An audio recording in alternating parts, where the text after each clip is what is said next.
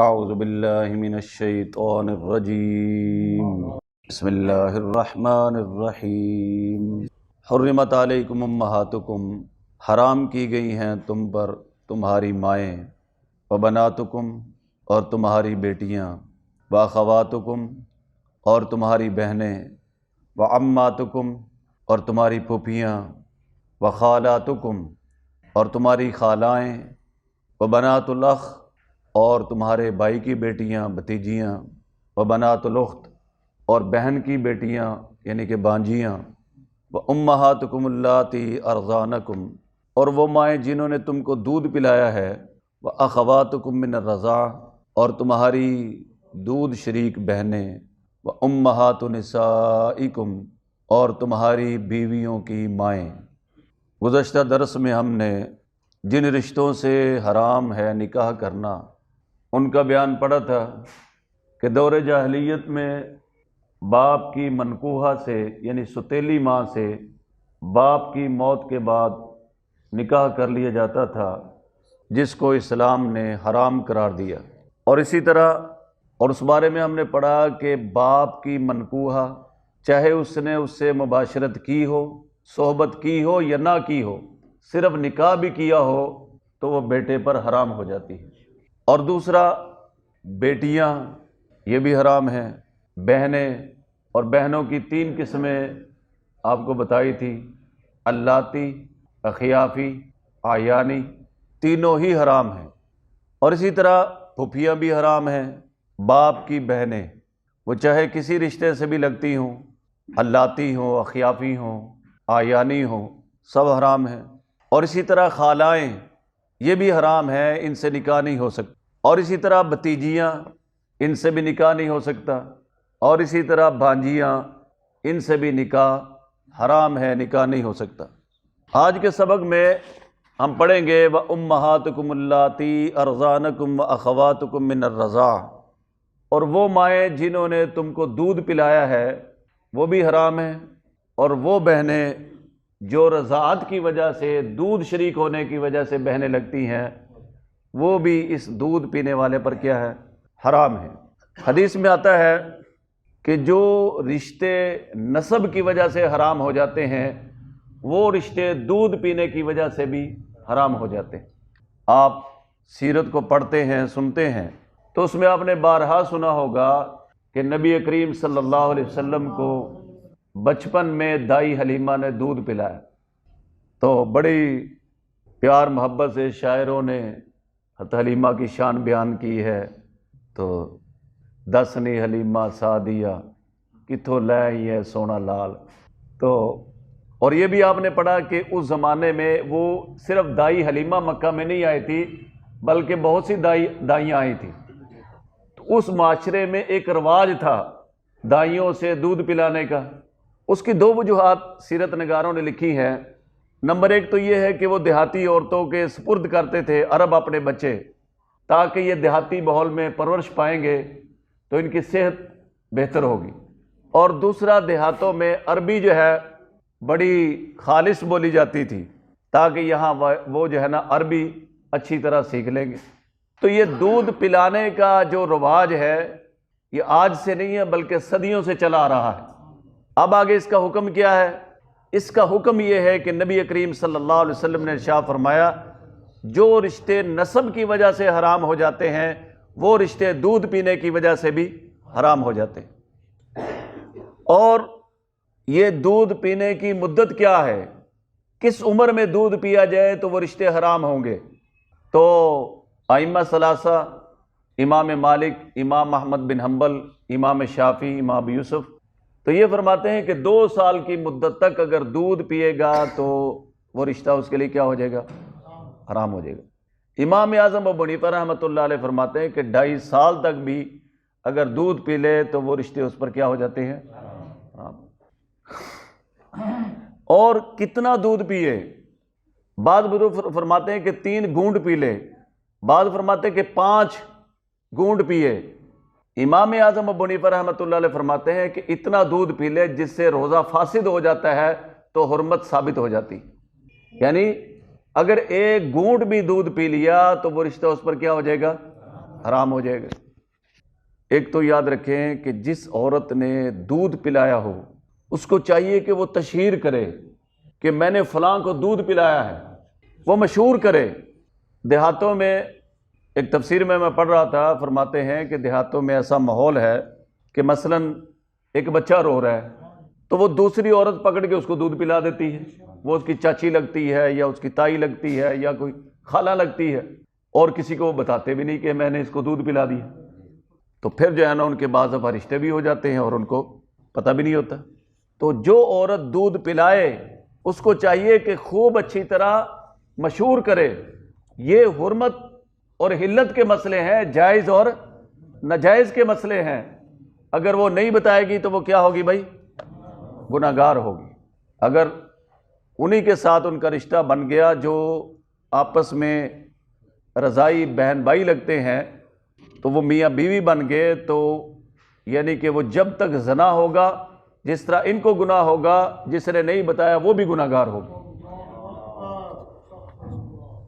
دودھ شریک بہن بھائیوں کا نکاح ہو جانا، ان کا میاں بیوی بن جانا ایسے ہی حرام ہے جس طرح کے حقیقی بہن بھائیوں کا نکاح کرنا حرام ہے۔ اس میں جو ہے کوئی فرق نہیں ہے، سمجھے بھائی؟ اور یہ بھی یاد رکھیں کہ دودھ اگر کسی انجیکشن سے دیا اس سے حرمت ثابت نہیں ہوگی، لیکن ناک کے ذریعے یا منہ کے ذریعے اگر دودھ پلا دیا تو اس سے حرمت کیا ہو جائے گی؟ ثابت ہو جائے گی۔ اور اسی طرح اگر کسی نے عورت کا دودھ نکالا اور نکال کے اس نے بچے کو پلا دیا پھر بھی حرمت ثابت ہو جائے گی۔ یا عورت نے دودھ نکالا اور بیچ میں بکری کا دودھ بھی ملا دیا تو جس دودھ کا اگر عورت کے دودھ کا غلبہ ہے تو پھر بھی حرمت کیا ہو جائے گی بھائی؟ ثابت ہو جائے گی۔ یہ بڑے جو ہے نا یہ نازک مسئلے ہیں۔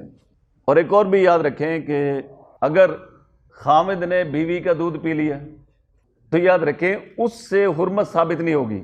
کیوں؟ دودھ پینے کی مدت نکل گئی ہے، اور دودھ پینے کی مدت کیا ہے؟ 2 سال یا 2.5 سال۔ اب اگر خامد نے بیوی کا دودھ پی لیا تو اس سے حرمت ثابت نہیں ہوگی، نکاح ختم نہیں ہوگا، لیکن بیوی کو بیوی سمجھے، اس کو بھینس یا بکری نہ سمجھے۔ اور جس طرح نسب سے حرمت ثابت ہو جاتی ہے کہ ماں ہو، بہن ہو، بیٹی ہو، خالہ ہو، جو بھی رشتے اس سے لگتے ہیں وہ سارے کے سارے رشتے جو ہے رضاعت کی وجہ سے بھی کیا ہو جاتے ہیں؟ حرام ہو جاتے ہیں۔ اور اگر کوئی یعنی کہ آنا چاہے، مثلا حضرت سیدہ عائشہ رضی اللہ تعالیٰ عنہ کا ایک چچا آیا ملنے کے لیے، تو وہ ملنے چاہتے تھے حضرت عائشہ رضی اللہ تعالیٰ عنہ سے، تو انہوں نے ان کو اجازت نہیں دی، ملنے کی اجازت نہیں دی۔ انہوں نے کہا میں تو تمہارا رضائی اعتبار سے چچا لگتا ہوں لیکن اجازت نہیں دی۔ تو نبی کریم صلی اللہ علیہ وسلم نے ارشاد فرمایا وہ تمہارے حقیقی چچا کی طرح ہے، اس سے کوئی پردہ نہیں۔ سمجھا رہی؟ یعنی جس طرح حقیقی چچا سے پردہ نہیں ہے، اسی طرح جو رضاعت سے چچا بن جاتا ہے اس سے بھی کوئی پردہ نہیں ہے۔ نسب سے جو ماں ہوتی ہے اس کو خرچہ دینا، اس میں تھوڑا سا فرق ہے۔ رضائی ماں کا خرچہ رضائی بیٹے کے ذمہ نہیں ہے، کرے تو اجر و ثواب ہے، لیکن حقیقی ماں کا خرچہ دینا اگر اس کی کفالت نہ ہوتی ہو تو اس کے ذمہ واجب ہے۔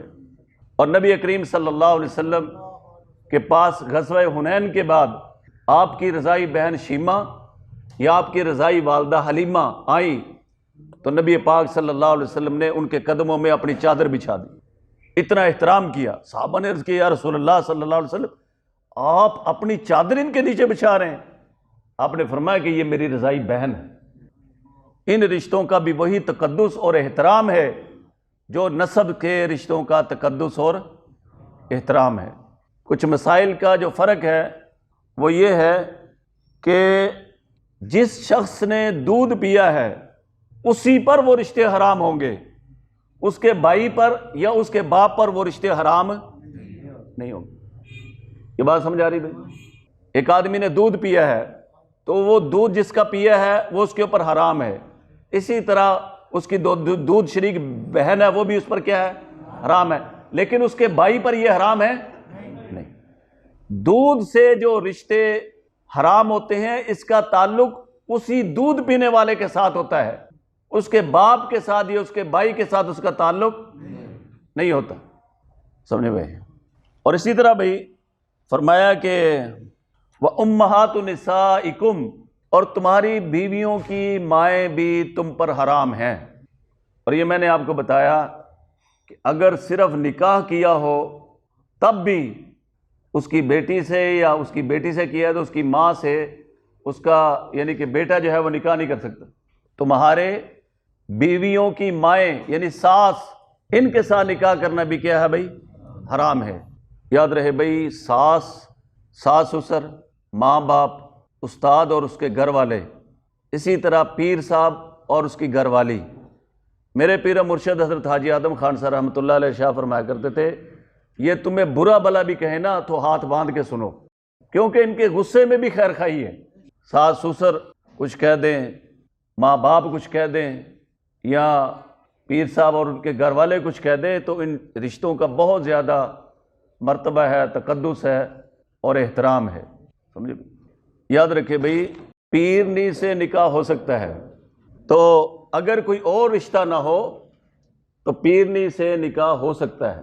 تو میں یہ بتا رہا ہوں آپ کو کہ ان کا تقدس اور احترام بہت زیادہ ہے، کیونکہ یہ انسان کی جسمانی اور روحانی جو ہے نشو و نما کا ذریعہ ہوتے ہیں۔ یہ لوگ ماں باپ، ساس سسر اور جو ہے وہ استاد اور اس کے گھر والے اور پیر صاحب اور اس کے گھر والے، جس نے ان رشتوں کا احترام کیا ہے اس کو اللہ تعالیٰ نے بہت بڑا مقام دیا ہے۔ آج ہم لوگوں کے پاس علم تو ہے لیکن ادب سے ہم محروم ہیں۔ ادب سے ہم کیا ہیں؟ محروم۔ ادب نہیں ہے۔ الدین کلہ ادب، دین سارے کا سارا ادب کا نام ہے۔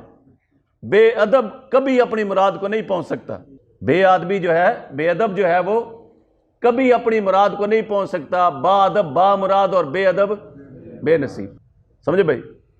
تو ان چار رشتوں کا جو احترام ہے، استاد اور اس کے گھر والے، پیر صاحب اور اس کے گھر والے، ساس اور سسر اور ماں اور باپ، ان کا بہت بڑا جو ہے وہ احترام ہے۔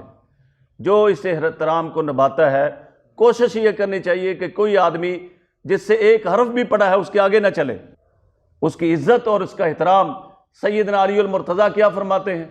فرماتے جس نے مجھے ایک حرف سکھا دیا میں اس کا غلام ہوں، چاہے مجھے اپنے پاس رکھے چاہے مجھے بیچ دے۔ اور اللہ نے پھر کیا مقام دیا ان کو؟ حضور علیہ السلام نے فرمایا اقضاہم علی، میری امت کے سب سے بڑے جج، سب سے بڑے فیصلہ کرنے والے علی المرتضیٰ ہیں۔ ایسے فیصلہ فرما دیتے تھے، ایسے کہ ان کے تاریخ میں جو فیصلے محفوظ ہیں ان کو جو ہے نا دیکھ کر بندہ حیرت زدہ رہ جاتا ہے۔ تو بہرحال بھائی فرمایا کہ امہات نسائکم، اور تمہاری بیویوں کی مائیں بھی تم پر حرام ہیں۔ اور جس طرح نکاح کی وجہ سے حرمت ثابت ہو جاتی ہے، اسی طرح زنا کی وجہ سے بھی حرمت ثابت ہو جاتی ہے۔ ایک آدمی نے نعوذ باللہ ثم نعوذ باللہ کسی عورت سے زنا کیا، اب وہ اس کی لڑکی سے شادی کر سکتا ہے؟ نہیں کر سکتا۔ یہ مسئلہ یاد رکھیں۔ یا اس سے کوئی اولاد پیدا ہوگی زنا کی وجہ سے، اب یہ جو زنا کی وجہ سے بچی یا بچہ پیدا ہوا ہے تو وہ زانی کے جو دوسرے بچہ یا بچی ہے اسے اس کا نکاح ہو سکتا ہے؟ نہیں ہو سکتا۔ اور ایک اور میں آپ کو بڑی فکر والی بات عرض کر دوں، یاد رکھیں کہ گھروں کے اندر خاص طور پر اگر کوئی آدمی شہوت کے ساتھ نعوذ باللہ ثم نعوذ باللہ کسی نے اپنی بیٹی کو ہاتھ لگا دیا تو اس کی جو بیوی ہے اس کا نکاح ختم ہو جاتا ہے۔ سمجھا رہی بھائی؟